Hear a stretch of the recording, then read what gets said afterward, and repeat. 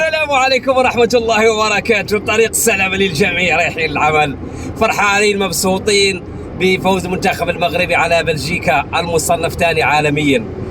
ألف مبروك للمغاربة، ألف مبروك لكل عربي، ألف مبروك، رفعتوا راسنا يا مغاربة، تحياتي لكم.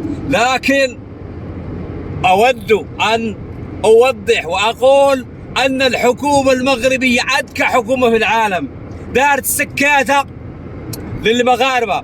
قالوا جيبوا حمد الله، مشاو جابوا لي حمد الله، جابوا السي وليد الركراكي. برافو السي وليد الركراكي، الآن أنت موفق وأكثر من موفق، لكن لا تنسى في أي لحظة المغاربة ينقلبونها عليك رأسا على عقب. لا تنسى أي خسارة عدد الانتقادات. هذه أول حاجة. ثاني حاجة كما قلت الحكومة المغربية ذكية وذكية جدا.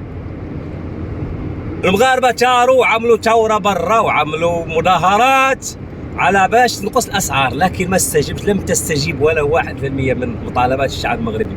لا تنسوا يا مغاربة، لا تنسوا أن الحكومة حطت لكم السكاتة، حطت لكم اللهاية باش ما تهضروش. فاز منتخب يعني الملايين طلعت برا من المغاربة، أغلبهم طبقة مسحوقة، طبقة فقيرة تعاني من غلاء الأسعار الفاحش. هذا يعني أن أغلب المغاربة اللي فيهم الوطنية ودافعوا عن الوطن من الطبقة المسحوقة، ليست من الطبقة البرجوازية والطبقة الحاكمة. أقولها أكررها وربي شاهد علي. مبروك للمغرب، ألف مبروك للعرب، ألف مبروك للأفارقة. تحياتي لكل مشجع ساند المنتخب المغربي من الدقيقة الأولى إلى الدقيقة 90. ألف مبروك للمغاربة جميعا. عقبال المنتخبات العربية إن شاء الله، لما لا السعودية وتونس وقطر لو حظوظها ضعيفة، لكن أتمنى التوفيق لكل المنتخبات العربية بعيدا عن كل التعصبات وعن السياسة وكل شيء.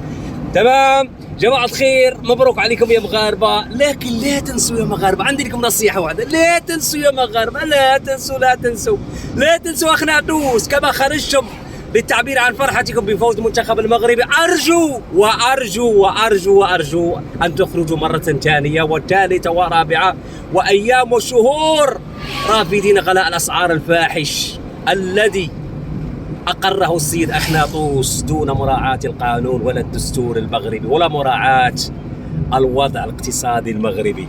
رسالتي وضحت يا مغاربة، أنا لست ضد المغرب ولا ضد المنتخب المغربي. أنا كمغربي أفتخر أنني مغربي وأفتخر ورافع راسي بعملي بكل شيء، الحمد لله والشكر لله، هذا فضل من ربي سبحانه وتعالى. لكن كما قلت لكم لا تنسوا الثورة، التظاهر السلمي ضد غلاء الأسعار، لكي تثبتوا للعالم أنكم أحرار ولستم عبيد، وأن أخناتوس ليست له السلطة على المغرب بدون رضا الشعب.